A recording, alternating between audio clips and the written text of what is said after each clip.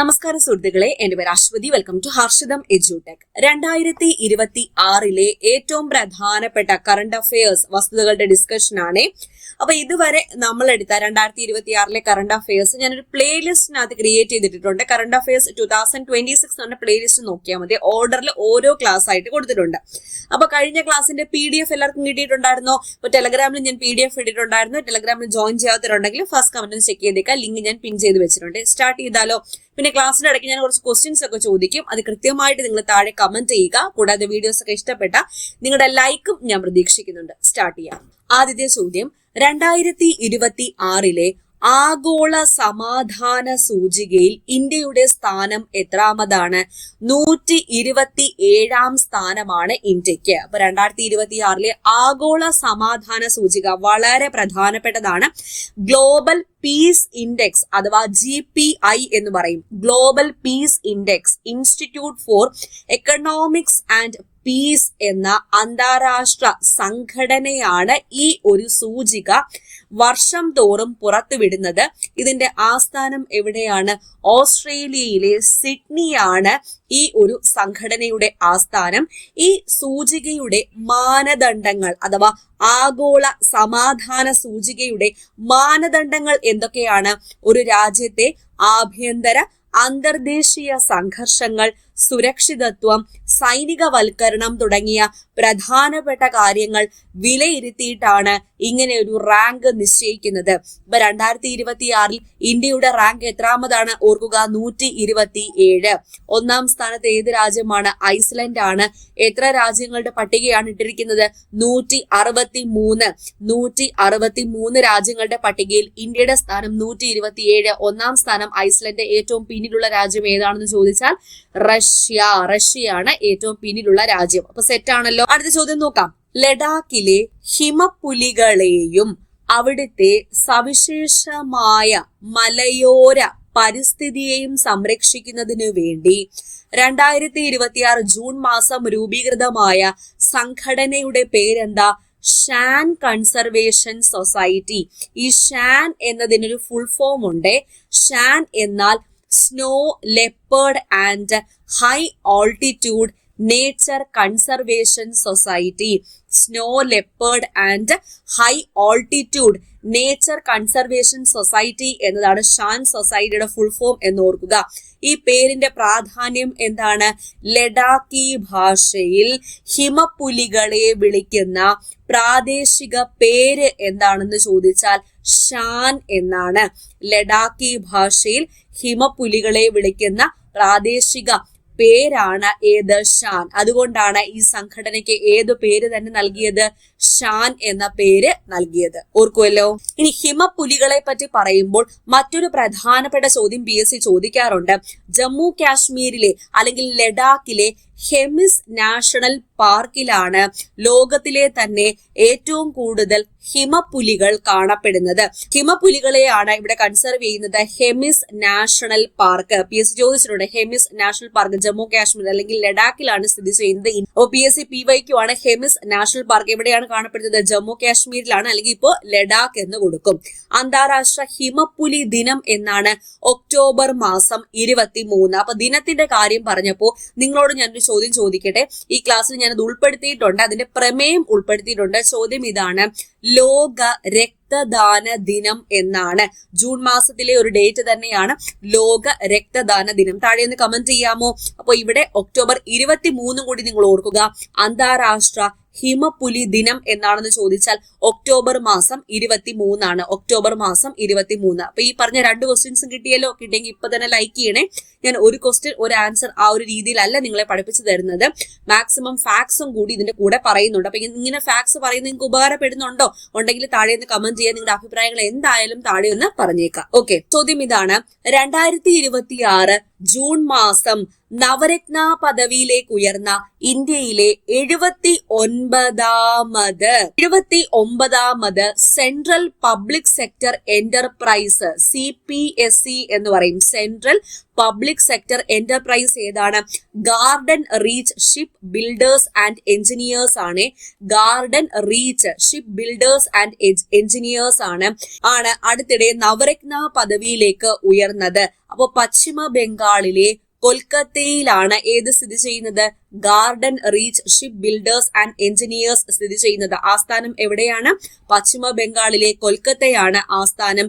കേന്ദ്ര പ്രതിരോധ മന്ത്രാലയത്തിന് കീഴിൽ പ്രവർത്തിക്കുന്ന ഒരു പ്രമുഖ കപ്പൽ നിർമ്മാണശാല കൂടിയാണ് ഏത്? Garden Reach Shipbuilders and engineers എന്ന് ഓർക്കുക. ഓക്കെ, അപ്പൊ സെറ്റിലെ നവരത്ന പദവി ലഭിച്ചു. അപ്പൊ ഈ പറഞ്ഞ 3 ചോദ്യവും കിട്ടിയല്ലോ. അടുത്തയിലേക്ക് പോകാം. അതിനു മുന്നേ നമ്മുടെ ഹർഷിത മെജൂട്ടക് ആപ്പിൽ വേരിയസ് LGSന്റെ പുതിയ ബാച്ച് ജസ്റ്റ് സ്റ്റാർട്ട് ചെയ്തിട്ടുണ്ട്. അഡ്മിഷൻ ഓപ്പൺ ആണ്. ഇനി വിരലിലുണ്ടാവുന്ന സീറ്റുകൾ മാത്രമേ ബാക്കിയുള്ളൂ. 2027 ഡിസംബർ 31 വരെ വാലിഡിറ്റി ഉള്ള കോഴ്സാണ്.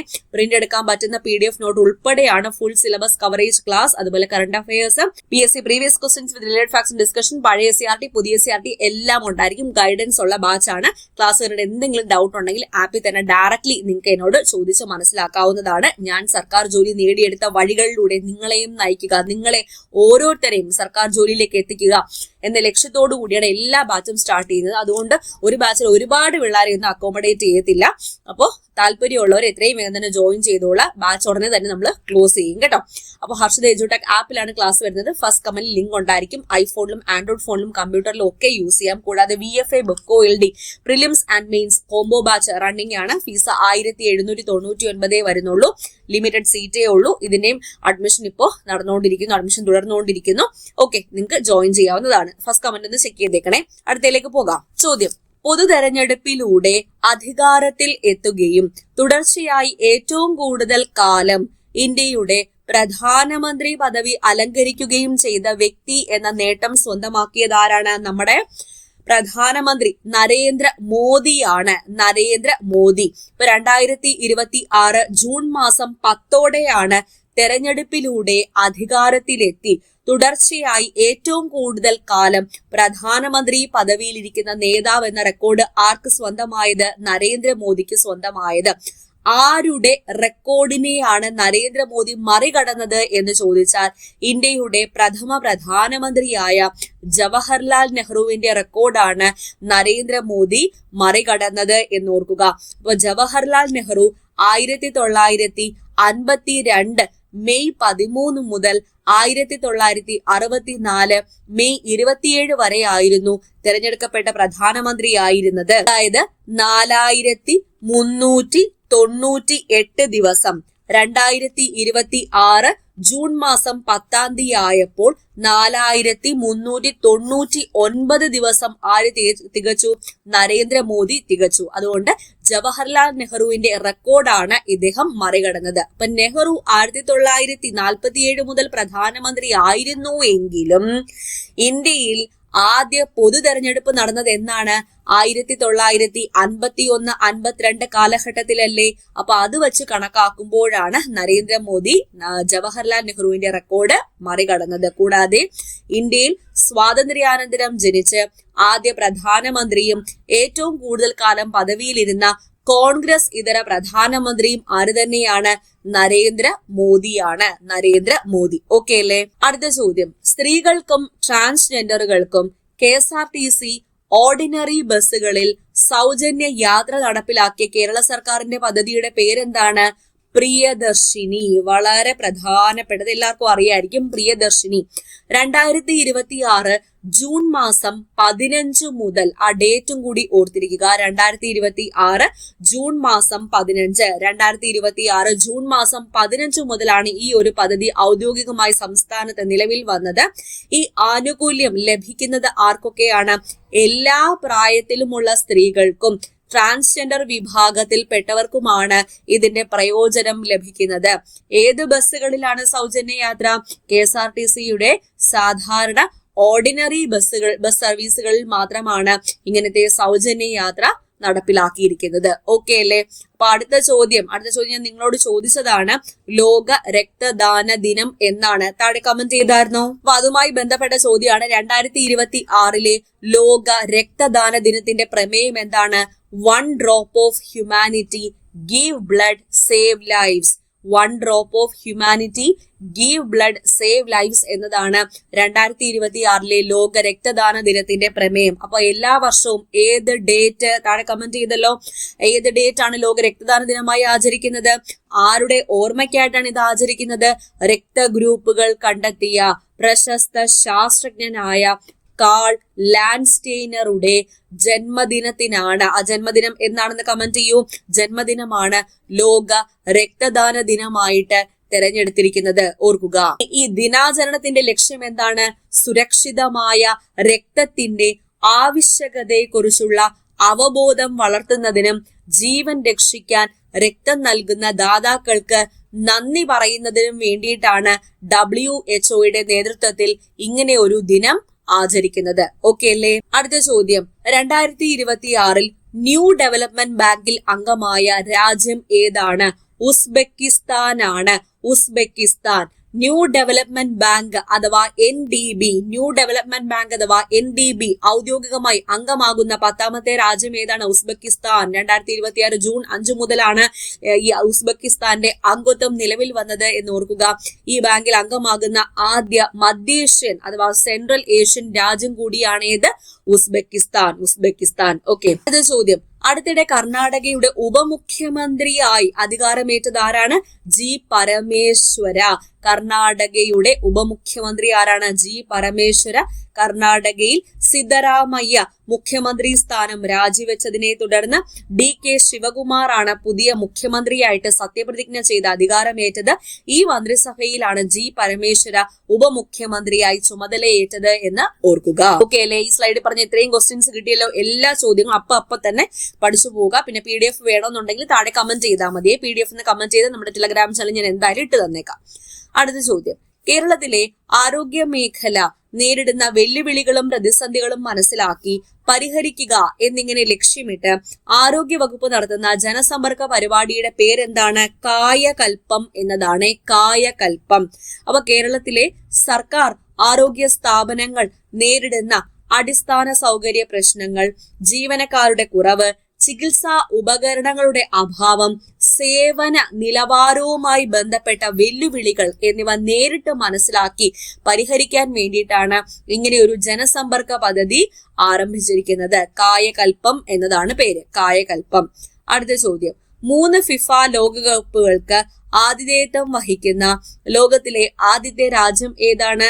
മെക്സിക്കോ. മെക്സിക്കോയാണ് 3 ഫിഫ ലോകകപ്പുകൾക്ക് ആതിഥേയത്വം വഹിക്കുന്ന ലോകത്തിലെ ആദ്യത്തെ രാജ്യം. ഏതൊക്കെ വർഷങ്ങളിൽ? 1970, 1986, 2026 എന്നീ വർഷങ്ങളിലാണ് മെക്സിക്കോ ഫിഫ ലോകകപ്പിന് വേദിയായത് എന്ന് ഓർക്കുക.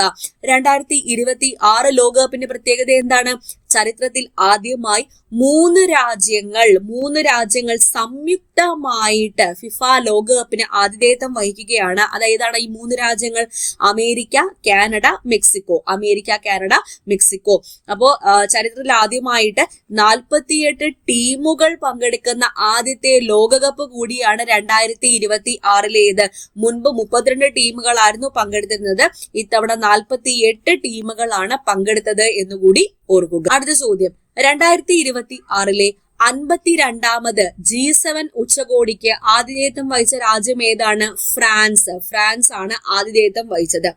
ഔദ്യോഗിക പ്രമേയം എന്താണെന്ന് ചോദിച്ചാൽ working together to address major international challenges.